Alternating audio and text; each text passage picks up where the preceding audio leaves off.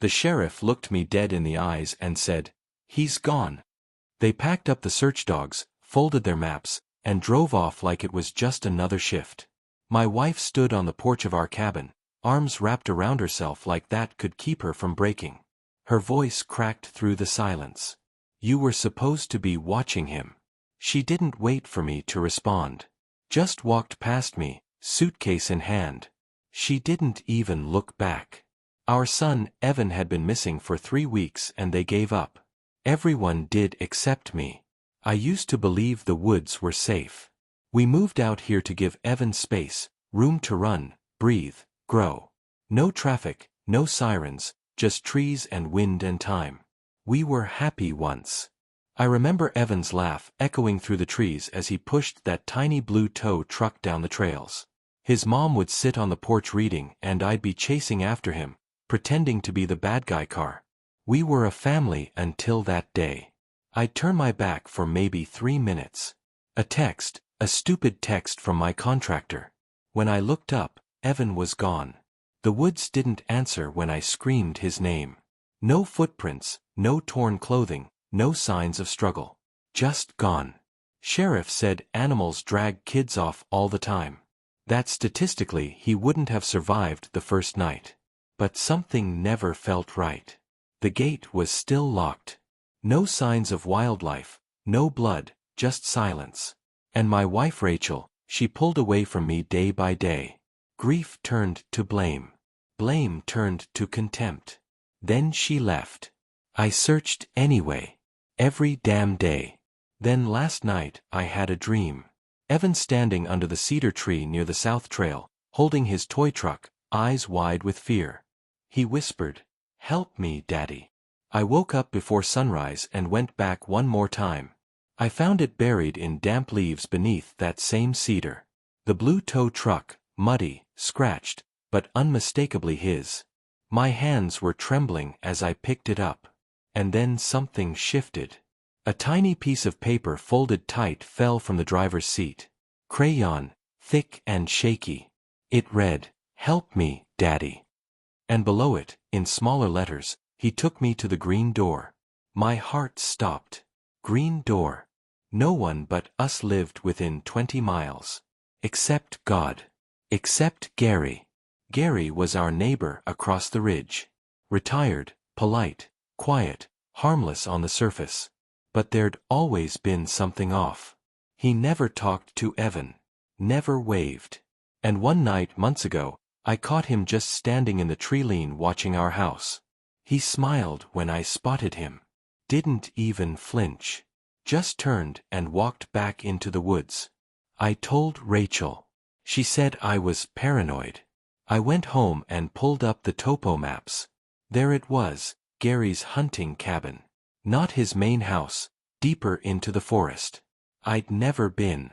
I waited for dark, took my flashlight, and my father's old Smith & Wesson. Every step through those trees felt heavier than the last. The air got colder, quieter.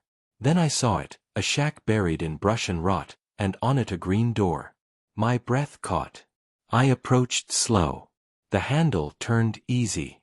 The smell hit me first. Mildew, urine, something darker underneath. I stepped inside. The flashlight beam cut through dust and cobwebs. And then it landed on a child's shoe. Evan's shoe. My knees buckled. I pressed forward room by room. No sign of him but drawings. Dozens. Crayons on old wallpaper. Stick figures. Some with tears. Some with red scribbles over their mouths. One word repeated in shaky letters. Quiet. I took photos. Every inch of it. And then I found the hatch hidden under a rug, padlocked. I didn't breathe. Just raised the gun and fired. The lock shattered. It was a crawl space and inside a mattress, a bucket, blankets, candy wrappers. No Evan. But I knew. I called the sheriff, told him I had evidence. He arrived with 2 deputies. I gave them the photos. The note. He turned pale. I watched his hands tremble as he called for backup. They arrested Gary the next morning. The interrogation lasted 12 hours. He cracked in 4. 3 kids over the last decade. One was found buried behind a lake house he used to own. One was never found. And Evan, Gary claimed he let him go, but he never said where. 6 days later, I got a call from a ranger 2 towns over. They found a boy wandering near the river, barefoot, thin, covered in bug bites, but alive. Evan. When he saw me, he just collapsed into my arms and cried. He whispered, "I kept the note like you said. I knew you'd come." Rachel flew in that night. She cried harder than I've ever seen. She apologized 100 times. I nodded, said it wasn't her fault, but something in me had changed. Something broke the day she walked away. The day she looked me in the eye and said, "You let him die." Gary's trial was public. I sat front row. So did Rachel. Evan stayed home safe with my sister. Gary never once looked at me. Not until the verdict. Guilty on all counts. He's locked away now for good. But that wasn't enough. I waited 6 months. Rachel was trying to come back into our lives. She brought gifts, offered to stay over, pretended none of it happened. One night after Evan fell asleep, she stood in the doorway of the guest room and whispered, "Do you still love me?" I looked at her long and hard and said nothing.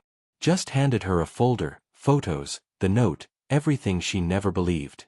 Her hands shook as she flipped through them. "I left you," she said, tears rising. "Yes," I said coldly, and I stayed. She moved out again the next morning. This time, I didn't stop her. "It's just me and Evan now. We eat breakfast on the porch, listening to the wind in the trees. Sometimes he plays with his truck. Sometimes he just watches the woods. He's healing slowly. And me, I sit with the weight of silence, but I hold no rage anymore. Just a quiet promise. If anyone ever tries to take him again, I won't need a second note."